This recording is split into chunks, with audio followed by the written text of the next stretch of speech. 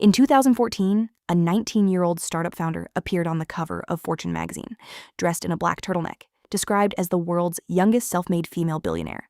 Her company was valued at $9 billion. Her board included 2 former U.S. Secretaries of State, a former Secretary of Defense, and a retired 4-star admiral.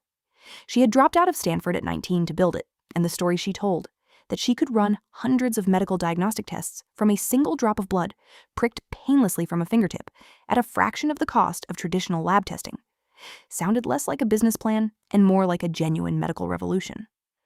Almost none of it was true. The company was Theranos. The founder was Elizabeth Holmes. And by the time the truth caught up with the story, Theranos had gone from a $9 billion valuation to worthless in under 2 years. Its founder had been convicted of federal fraud, and its core technology, the thing the entire company had been built around, had never reliably worked at all. This is also, unusually for this channel, a story that isn't fully finished.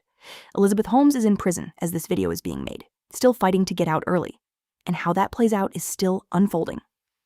Holmes founded Theranos in 2003, inspired, she said, by a fear of needles and a desire to make blood testing painless and accessible. The core promise was genuinely compelling. Instead of drawing multiple vials of blood through a needle in your arm, a process that's uncomfortable, time-consuming, and requires a phlebotomist, Theranos' proprietary device, nicknamed Edison, internally, and later Minilab, would supposedly run hundreds of standard lab tests from a few drops of blood collected with a simple finger prick, delivering results in a fraction of the time at a fraction of the cost. It's worth pausing on why this pitch worked so well on so many extremely sophisticated people. The idea sat at the intersection of 2 things. Silicon Valley loves a genuinely large market. Diagnostic blood testing is a multi-billion-dollar industry, and a founder story that mirrored the mythology of figures like Steve Jobs, whom Holmes reportedly studied and consciously emulated, down to adopting the black turtleneck as a signature look. She was young, articulate, and spoke about her mission with an intensity that investors and board members alike found magnetic. Reports from former employees and journalists who covered the company later described a founder who spoke in a deep, unusually low voice. A detail that itself became a subject of scrutiny, after some who'd known her earlier said the register seemed to have changed over time, though Holmes has never confirmed this was deliberate. Whatever the mechanism, it worked. Theranos raised over $700 million from investors over its lifetime, reached a peak valuation of $9 billion, and struck a major retail partnership with Walgreens to roll out Theranos testing centers inside its stores nationwide. At its height, Theranos wellness centers were operating inside dozens of Walgreens locations across Arizona and California, with plans for a much wider national rollout. Holmes also pursued ambitions well beyond retail health screening. Theranos reportedly courted the U.S. military and Department of Defense about deploying its devices for battlefield diagnostics, envisioning its technology being used to monitor soldiers' health in the field. That deployment never happened, in large part because Theranos' own internal scientists could never get the device to perform reliably enough to be trusted with a consumer's health, let alone a soldier's. Here is the part of the story that makes Theranos different from most of the failures on this channel. The underlying technology essentially never worked as claimed at any point, and a significant number of people inside the company knew it. Internally, the Edison devices were reportedly unreliable and prone to inaccurate results. According to extensive reporting that later broke the story open, Theranos was running the vast majority of its actual patient tests not on its own proprietary technology at all, but on modified, commercially available blood analyzers made by traditional lab equipment manufacturers, including a major German lab equipment company. The exact kind of conventional machines Theranos had told investors, regulators, and the public its technology was meant to replace. To make those conventional machines work with the tiny blood samples Theranos was collecting, employees reportedly diluted the samples down to volumes far smaller than the machines were designed to accurately process. A workaround that, according to former employees who later testified, introduced serious accuracy problems of its own. In other words, the company most famous for reinventing blood testing was largely using the old method in secret and quietly compromising even that old method to fit its own marketing story. This wasn't a minor detail lost in translation somewhere in the company. Former employees who later testified in court and spoke to journalists described a culture of intense secrecy, in which scientists and lab technicians who raised concerns about test accuracy were reportedly marginalized, and in some cases, pressured to stay silent through aggressive use of non-disclosure agreements and the threat of litigation.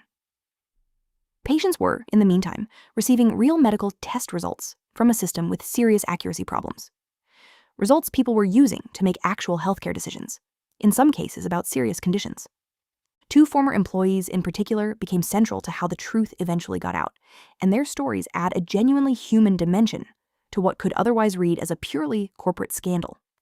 Erica Chung was a young lab associate at Theranos who grew alarmed at the gap between what she was seeing on the lab floor, failed quality control checks, inconsistent results, and what the company was telling patients and regulators. Tyler Schultz was a Theranos engineer with a particularly striking personal connection to the company. He was the grandson of George Schultz, the former U.S. Secretary of State who sat on Theranos' board and was, by most accounts, one of Holmes' most devoted institutional believers. When Tyler Schultz began raising internal concerns about test accuracy and was rebuffed, he eventually took his concerns outside the company, a decision that, according to later reporting, fractured his relationship with his own grandfather for a period, as George Schultz initially sided with Holmes over his own grandson. Both Chung and Schultz faced aggressive legal threats from Theranos' lawyers for coming forward, and both later described the experience of standing up to a company backed by some of the most powerful people in the country as one of the most frightening periods of their lives. The unraveling became public in 2015, when Wall Street Journal investigative reporter John Carreyrou began digging into tips from former Theranos employees, including Chung and Schultz, who had grown alarmed at what they'd witnessed inside the company. Carreyrou's reporting, published starting in October 2015 and later expanded into the best-selling book Bad Blood, laid out in detail how few of Theranos' tests were actually run on its own technology, how unreliable the Edison devices reportedly were, and how the company had allegedly worked to suppress internal dissent. Theranos' response was aggressive. The company reportedly threatened legal action against former employees who spoke to Carreyrou, and Holmes publicly disputed the reporting at the time. But regulators started paying attention. The Centers for Medicare and Medicaid Services, after inspecting Theranos' lab operations, found deficiencies serious enough to pose what regulators described as immediate jeopardy to patient health and safety, and the company was eventually banned from operating clinical laboratories. Walgreens terminated its partnership. The Securities and Exchange Commission opened an investigation into whether Theranos had defrauded investors, and in 2018, both Holmes and the company's former president, Ramesh Sunny Balwani, were criminally charged with wire fraud. By the time the SEC settled its civil case with Holmes in 2018, under which she paid a fine, surrendered a large block of company stock, and was barred from serving as an officer or director of a public company for 10 years, Theranos itself had effectively collapsed. The company formally dissolved later that year, laying off its remaining staff and liquidating its assets. The $9 billion valuation was gone entirely. Investors, including some extremely wealthy and sophisticated backers, lost their money. Holmes' criminal trial began in the fall of 2021 and stretched nearly 4 months into early 2022, drawing intense national attention and a rotating line of spectators camping outside the courthouse for a seat in the gallery. Prosecutors argued that Holmes had knowingly deceived investors and patients about the capabilities of Theranos' technology in order to keep raising money and keep the company alive. Holmes took the stand in her own defense, an unusual and risky move in a federal fraud trial, testifying for roughly 7 days. Her defense argued that she had believed in the technology's potential and that any failures were the result of a startup's normal struggles to bring an ambitious product to market, not deliberate fraud. Her defense also introduced allegations that her former partner and Theranos president, Sunny Balwani, had subjected her to a pattern of controlling and abusive behavior during their relationship, which they argued affected her state of mind and decision-making during the years in question, allegations Balwani has denied. In January 2022, a jury convicted Holmes on 4 counts of fraud, 3 related to defrauding investors, and 1 related to wire fraud, while acquitting her on charges specifically tied to defrauding patients. She was sentenced later that year to just over 11 years in federal prison. Balwani was tried separately, without the benefit of the abuse allegations as a defense, convicted on all 12 counts he faced, including charges specifically related to defrauding patients that Holmes had been acquitted of, and received a longer sentence, close to 13 years. Holmes fought her incarceration for over a year through the appeals process before finally reporting to a minimum security federal prison camp in Bryan, Texas, in May 2023. Her legal team pursued an appeal arguing that errors during the trial, including what they characterized as improper testimony from former employees, should overturn her conviction. In 2024, a panel of judges on the Ninth Circuit Court of Appeals rejected that appeal outright, upholding both her conviction and an order alongside Balwani, to pay $452 million in restitution to the investors they defrauded. A request for the full appeals court to rehear the case was also denied in early 2025, leaving the U.S. Supreme Court as her only remaining formal avenue to overturn the conviction itself. With good conduct credited during her time served, Holmes's projected release date has moved up to December 2031, nearly 3 years earlier than her original sentence. In 2025, her legal team took a different approach entirely, filing a request asking the sitting presidential administration to commute her remaining sentence, which would allow an early release without needing to overturn the underlying conviction. As of the most recent public reporting, that request remains under review, with no decision yet made. The most uncomfortable question Theranos raises isn't really about Holmes. It's about everyone around her. This was a company whose board included some of the most experienced, credentialed people in American public life, and whose investor list included sophisticated venture capital firms and wealthy individual backers with decades of due diligence experience between them. And yet, for over a decade, almost none of them appear to have demanded to see the kind of independent, peer-reviewed validation of the core technology that is standard practice in the medical device industry. Part of the explanation, according to later reporting and academic case studies of the collapse, is that Theranos' board was unusually heavy on political and diplomatic credibility. Former Secretaries of State and Defense, and comparatively light on people with deep expertise in clinical laboratory science or medical device regulation, the exact expertise that might have asked harder technical questions early.